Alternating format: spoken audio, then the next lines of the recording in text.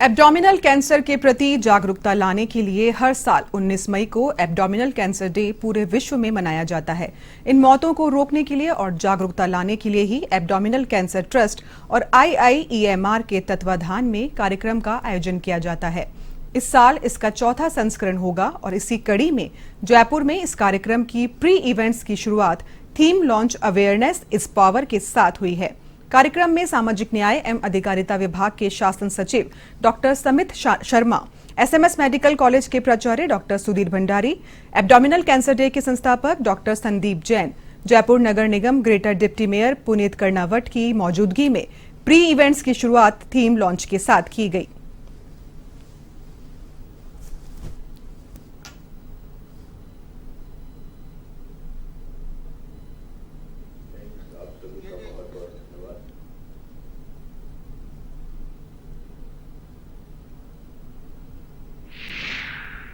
हैं कैंसर के आते थे 60 साल के बाद, 70 साल के बाद। अब आजकल एज कोई लिमिट ही नहीं है।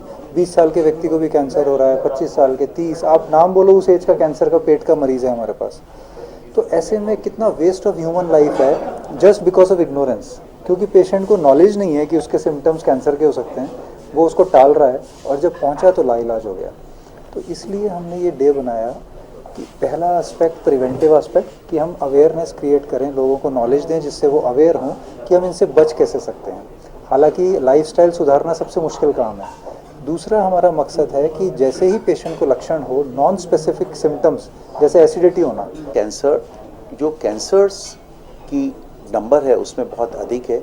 ऑलमोस्ट 40% जिस तरह के अलग अलग तरह के कैंसर्स हैं उसमें एब्डोमिनल कैंसर्स बहुत कॉमन है। एब्डोमिनल कैंसर्स का एक और करैक्टर है, उनके डायग्नोसिस में नॉर्मली डिले होता है बिकॉज पेशेंट को, आधे लोगों को स्पेसिफिक सिम्टम्स नहीं होते हैं, सिंपल नॉन स्पेसिफिक सिम्टम्स होते हैं जिसको patient acidity, gastric problem, flatulence etcetera समझ के इग्नोर कर लेते हैं। सो किसी भी पेशेंट को अगर कोई नॉन स्पेसिफिक भी हो, अगर कोई गैस्ट्रिक सिम्टम्स होते हों, खासकर अगर कोई फैमिली हिस्ट्री ऑफ कैंसर हो, फैमिली हिस्ट्री ऑफ कोई दूसरी बीमारी हो, तो उनको जल्दी ही डॉक्टर से कांटेक्ट करना चाहिए। लोगों में एक अवेयरनेस फैलाना भी एक बहुत इम्पॉर्टेंट एस्पेक्ट है और पेशेंट में जो प्रारंभिक लक्षण होता है उसका ज्ञान देना भी एक बहुत आवश्यक है कि अगर इस तरह के लक्षण हो तो आप इमीडिएटली डॉक्टर से कांटेक्ट करें। बहुत ज़्यादा आवश्यकता है क्योंकि जैसे जैसे हमारे हेल्थ के जो सूचकांक हैं वो ऊपर आते जा रहे हैं, दूसरी तरफ जो कुछ बीमारियां हैं जो इनको लाइफ स्टाइल डिसऑर्डर्स बोलते हैं या जो कि प्रिवेंटेबल कॉजेज हैं डेथ के,